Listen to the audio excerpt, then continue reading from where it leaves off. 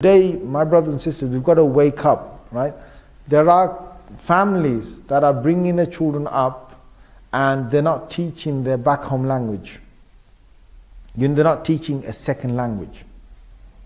There are families who have brought up an entire generation, and that generation speaks, one language only, maybe the English language. Now, you have broken a massive part of your cultural ties because of that. There are families who have brought up children who are completely dressed, completely, modified to this side of the world. Now, what will happen in 20, 30 years, it's already coming to the surface. What will happen is you are going to get children who will grow up in a generation, 2 generations time, who will have nothing to do with the ties that their parents had beforehand. So already people are, what they're doing, there's Mother's Day, Father's Day, there's people who give that great significance, and what that's doing is that it's making some Muslims, it's not happening on a large scale, but I'm talking about the crisis will only be there in 20, 30 years time. May Allah save us from it. But already they're giving preference to that, which means that their focus is going away from the day-to-day Father's Day and the day-to-day Mother's Day. Already when a father has passed away, a mother has passed away, people are thinking of the 1 year commemoration. So they'll come after 1 year, they'll do some kind of function to remember their parents.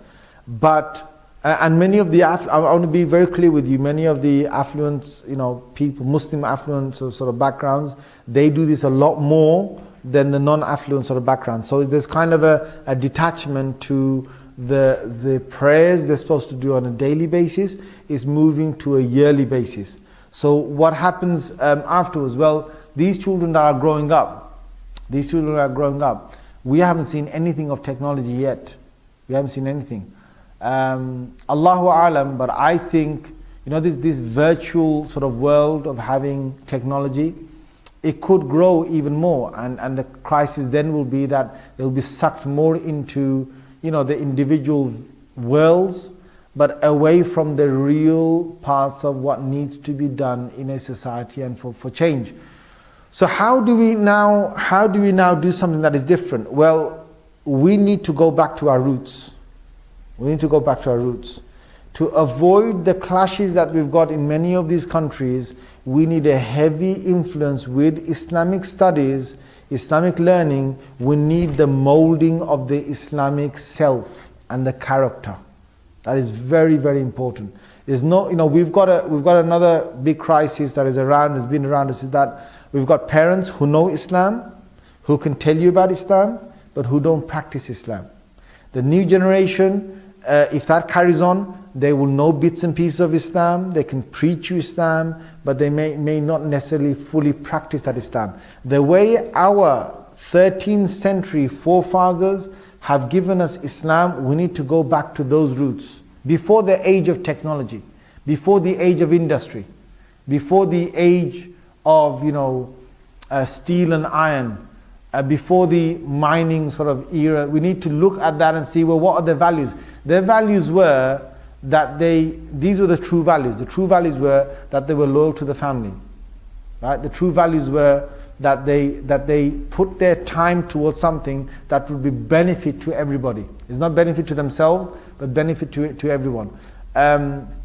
So the whole family unit and so on, or helping the society. The true values were that there were people who had a good time for religious devotion. They had a good time for religious devotion. I think that is very much breaking up, where people have got an hour here, an hour there, and so on, but not a daily sort of routine to that religious devotion. That is breaking up. What we need parents to seriously demonstrate to the children how they are spending religious time devoted to Allah, and not individual time devoted to the PS3, the games box, or the cube, or whatever it is, and the TV and the satellite and whatever else it is. We need to revert back.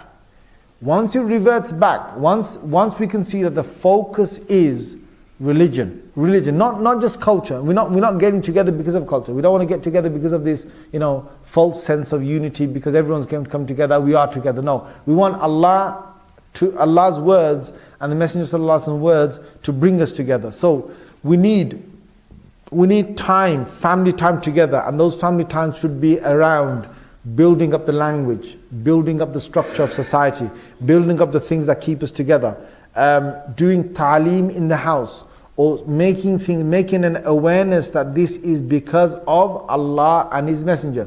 So even to one another, even as adults, making sure that the du'as are there, the prayers are there, right? The little things, they all need to be revived in practice, not in knowledge only, in practice. The Qur'an tilawah daily, right?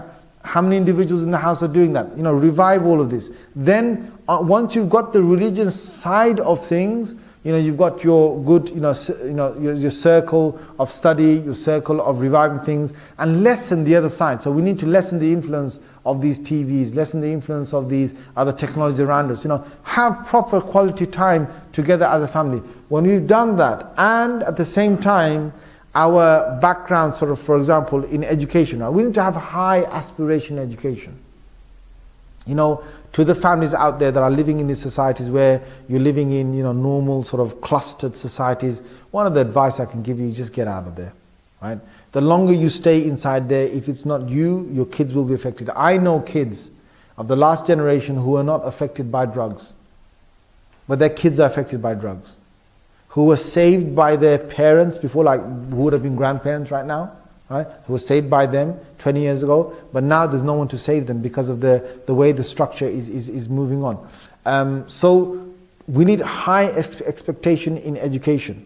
We need to get the best of education. I truly believe that. But at the same time, not to compromise on the religious aspects. Not to compromise any of that. La ilaha illallah.